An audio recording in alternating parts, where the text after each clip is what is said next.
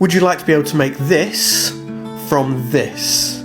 Well, welcome to part 1 of this craft resin video on how to. To dry out the flowers, I'm going to submerge them in a silica sand for the amount of time described in the instructions on the product.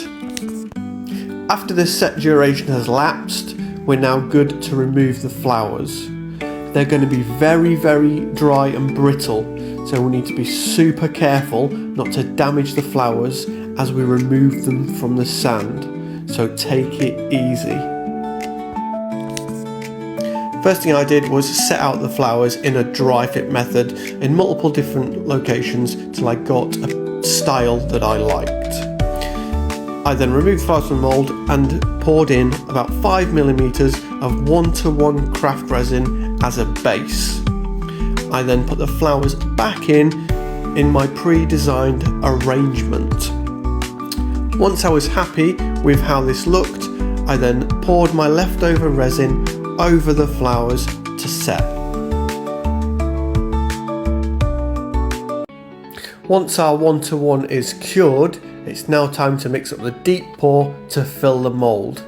Now remembering this is mixed at a 2:1 ratio by volume and not weight. You're then going to stir for around 3 to 5 minutes. Next, I put mine in a resinous bubble remover just to make sure that was going to be as crystal clear as possible. Now we're good to add that deep pour. When we do this, we need to make sure that we're getting that resin into all the little nooks and crannies around those flowers, especially in between the petals, because we don't want any trapped air to rise later on in the game and cause us issues. Keep adding resin until the flowers are completely submerged.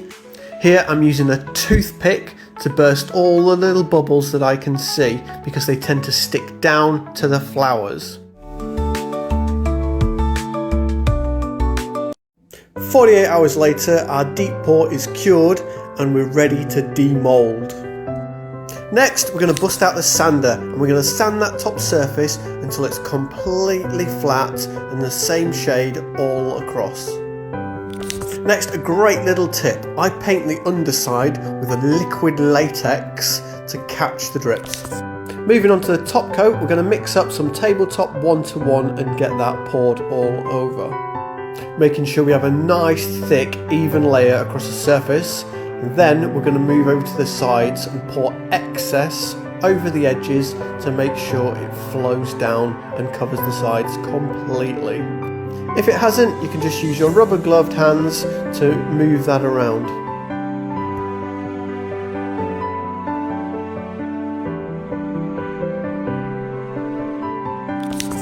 As I showed you previously, the liquid latex on the back. So now to remove our drips. Watch how easy these drips come off, just peeling the latex away. Amazing, eh?